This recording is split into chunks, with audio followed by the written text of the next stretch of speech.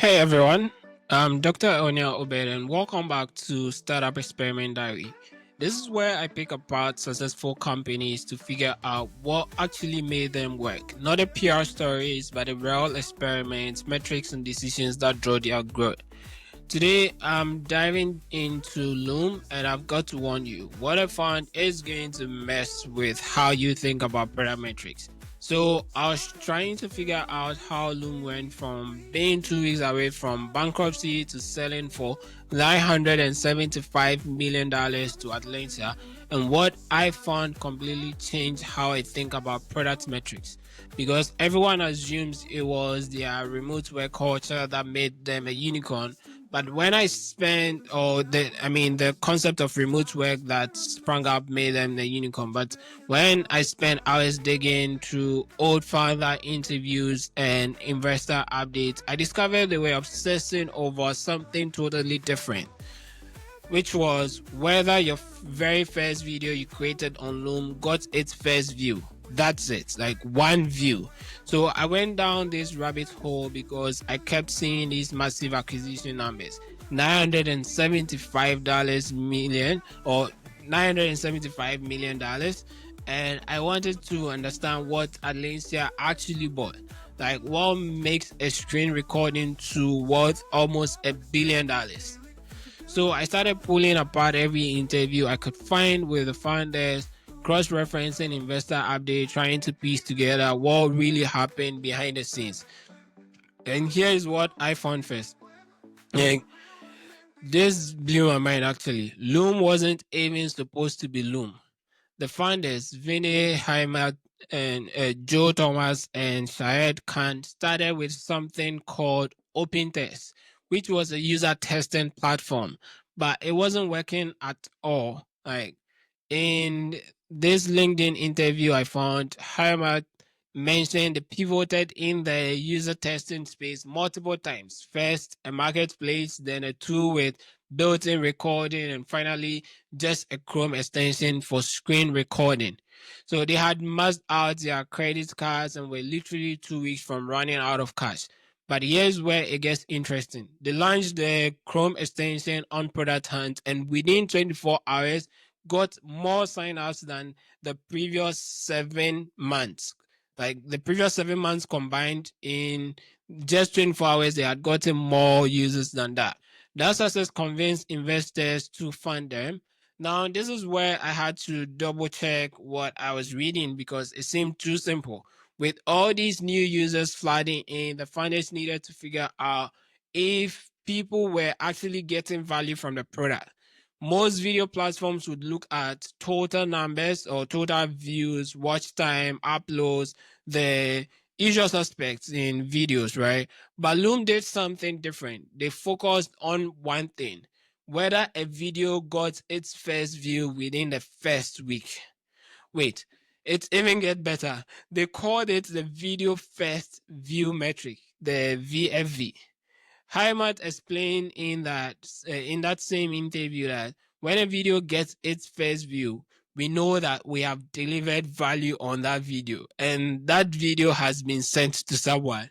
I've been trying to wrap my head around this because it's so counterintuitive. Like they weren't chasing millions of views of viral content. They just wanted to know, did one person watch your video? That was their definition of success. Here's what I think might be happening, and tell me if this makes sense to you. By focusing on first view, just the first view, they were optimizing for something completely different than other video platforms. They weren't building for broadcasting, they were building for conversation. You think about this. Like if you record a video and send it out to your coworker and they actually watch it, you just saved an entire meeting. That's real value. That's why someone would keep using the product. But then I stumbled across this detail that made me realize how smart this was. Instead of rushing to monetize, which is what I probably would have done if we see people using the product, right? They rather spend years just making the product better. One early investor joked that he felt he had accidentally invested in a consumer app because they were so focused on user experience. this is where I found the real genius. Like every time someone watched a video, they could see how easy it was to make one. So the growth loop became record, share, viewer watches, viewer signs up, and records their own video. So each new user invited another user just by using the product. I found this stat that made me stop and reread it 3 times.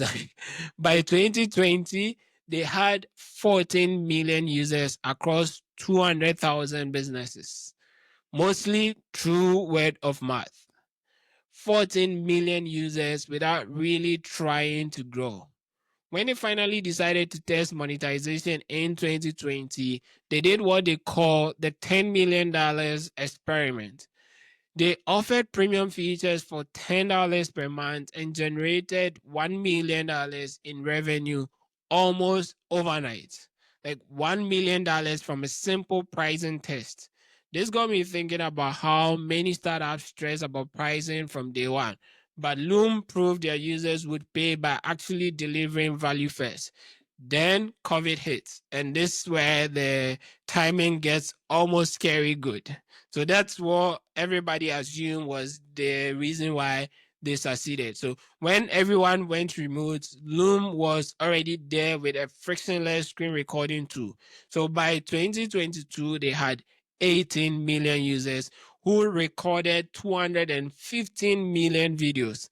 That's 1.1 billion minutes of content. But here's what I think is crucial. They didn't depend on the remote work tailwind. They already had the viral loop working. The pandemic just amplified what was already there.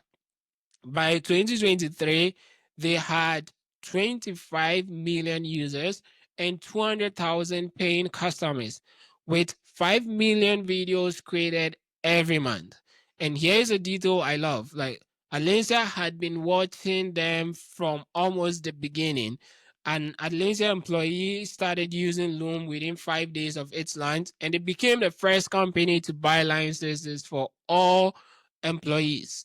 So when Atlanta paid $975 million, they weren't just buying a screen or another screen recording tool. They were buying a communication layer that 25 million people relied on. I'm still trying to process this, but I think the real insight here is how they redefine success. Instead of optimizing for content creation metrics, they optimize for communication success. One view meant the message got through. That's it. Like that's all they were looking for. So, well, what do you think about this? Have you seen other companies focus on seemingly small metrics that actually drive everything else? Because I'm starting to wonder if most of us are measuring the wrong things when we start talking about product.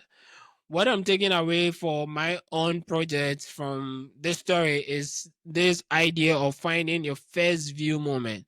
That one action that proves you've delivered real value to someone. For Loom, it was getting that first video view. For your product, it might be something completely different.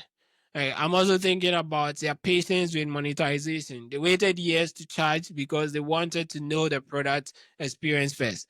When they finally tested pricing, it worked immediately because the value was already there. I don't know if this applies to every business, but there is something powerful about focusing on the moment your user actually gets value, not just the moment they sign up. Have you found your first view metric? What does real value delivery look like in your products? Let me know in the comments. I'm genuinely curious if this framework applies to other types of startups. And if you're working on something where this might be relevant, I'd love to hear about your experiments with activation metrics.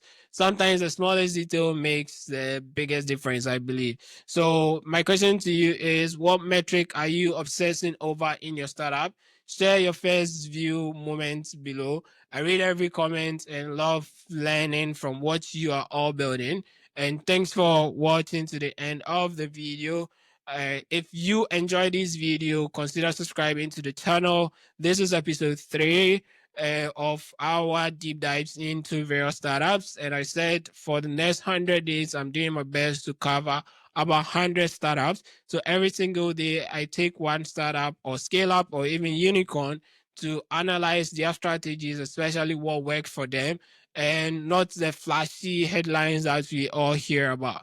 So if you are someone who enjoys this type of content and look forward to seeing more, do what to hit the notification bell and turn on those notifications, subscribe to the channel. If you have any questions or recommendations, if there is any company or startup you want me to cover in the next episode, do also comment it down below and I'll take that on.